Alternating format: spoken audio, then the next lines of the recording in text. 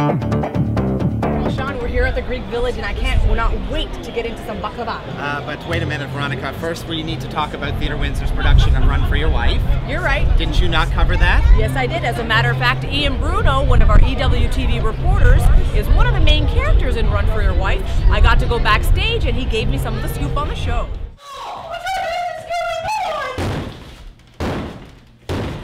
Nothing's going on.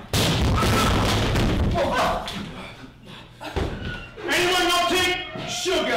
Hi, I am here backstage, Run for Your Wife, Theatre Windsor. I'm also here with Ian Bruno, one of our EWTV reporters, but today he plays a different character in this Run for Your Wife play. Tell me a little bit about your character, John Smith. Yes, I play John Smith. He's an English fellow from London. He has 2 apartments with 2 wives.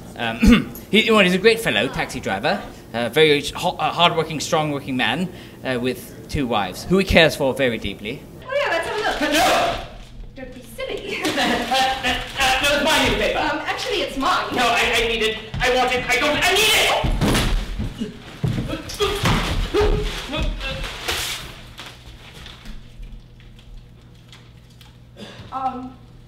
What in God's name are you doing? Eating the newspaper.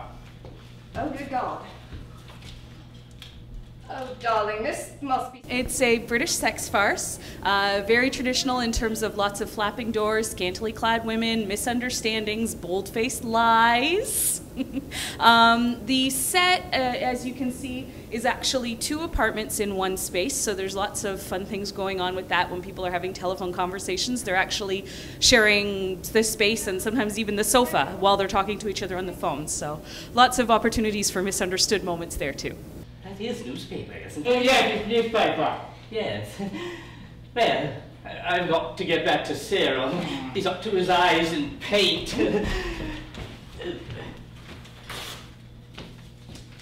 Oh, good luck with your diet. Thank you. Is that today's? Mm-hmm. Oh, nice and fresh. So is it difficult to have to direct a farce in order to get the timing right? It depends on your actors. I've been very fortunate that the whole cast has been fantastic. They've been very indulgent, letting me get away with murder. And we've had a lot of fun with everything that we've done. So the timing is critical, but through the rehearsal process, they've really nailed it. Okay, John Smith, Ian Bruno, take me backstage and let's see what's behind the scenes here. All right, well, this is my apartment in Streatham, so this is this door here, and then the other door is moving. We can't see that right now because that's a different apartment. So let's go back here. Barbara over here. Hi. Barbara, how are you? Hello, I didn't realize we had company. Would have, put something on. Calm yourself up, darling. So is this the one that you adore? This is the one that I Naturally. adore, absolutely. Absolutely. It's my lovely darling. The one what? My only darling. This is correct. This was what I said. Yes, my only wife. I don't have 2. So Faye, tell me, how is it acting in a farce where you don't get to wear much clothes? It's actually very fun, and I feel braver than I ever had before, so a little nervous for my dad to come see it, to be quite honest, but, yeah. Is there one that you like better than the other? Absolutely not. Both. Right. I mean, yes, Mary. I love Mary the most. Not that I have 2 wives. I don't have 2 wives. Right. You just called him Mr. Smith. Yes, he's a taxi driver from Wimbledon. Taxi driver? He's a farmer from Gatwick. Farmer? He's a pansy from way back! That much I know. I'd like to say something. No! Run for Your Wife is the last production of the Theatre Windsor season. Is there anything else coming up? Actually, as a matter of fact, Theatre Windsor begins in September with a sequel to Run for Your Wife, Caught in the Net. And EWTV will keep you posted on that very soon. Now, Veronica, let's go out and see if we can get you some baklava. Let's go!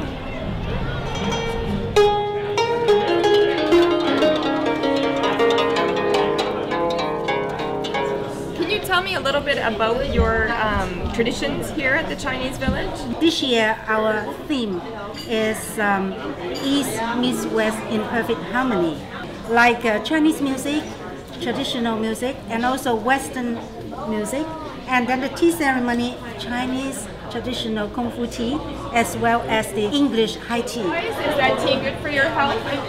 I think so, because most of the people said the Chinese tea is if you drink a lot of Chinese tea, you got long life. But I don't know if that's true or not. It's true. So we're still here at the Greek Village, and as we can see, there's still a lot of people traveling around and seeing what's going on. Veronica, do you want to talk to us about the next segment? I hear that we have a junior reporter that covered it. Yes, we certainly do. His name is Luca Cunial, and he's one of EWTV's junior reporters. He was so excited about the Red Bull Air races, he asked us if he could report on some of the pilots. Here's his feature, and he did such a great job.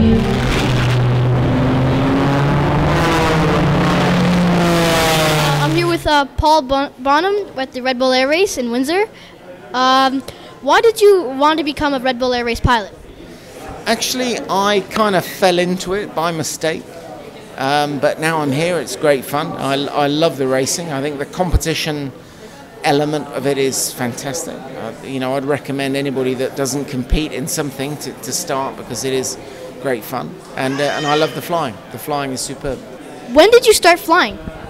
I started flying officially in 1981 when I was 17, but I kind of did some flying in a sort of passenger, kind of student capacity when I was 14. Do you like the circuit? Yeah, I do. I think it's going to be interesting. I think it's a mirror image of last year's track with a few little changes.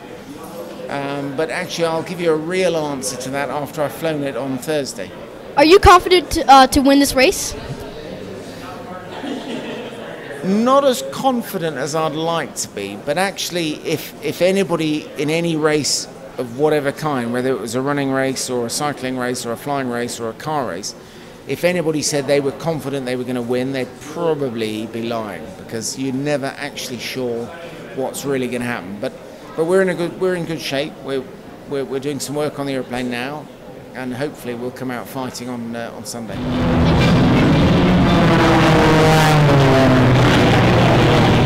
He is the youngest pilot, and he is a Canadian. And I have a few questions for him. Why did you become a Red Bull Air Race pilot? Racing in the Red Bull Air Race World Championships has been my dream for a number of years. I competed in aerobatics for a long time, and that's where I got the competitive side of flying. But I grew up a lifetime of aviation, so this is like, if you compare this to hockey in Canada, this is kind of like playing in the NHL. So it's just been my dream for a number of years, and of course now I'm living it. It's fun. When did you start flying? I've been basically flying my whole life. So I got my first ride in an airplane with my dad at 6 weeks old, and started to learn to fly about 3 years old. So since a very young guy growing up. Do you have any advice for any future pilots? Yeah, I mean, just kind of basically to know that you don't have to wait until you're old to do things. You can just, if you're really passionate about it and work hard, then you can achieve it. And if it's anything at a high level is very difficult to achieve, so there'll be lots of roadblocks, but if you keep pushing, then you can make it there.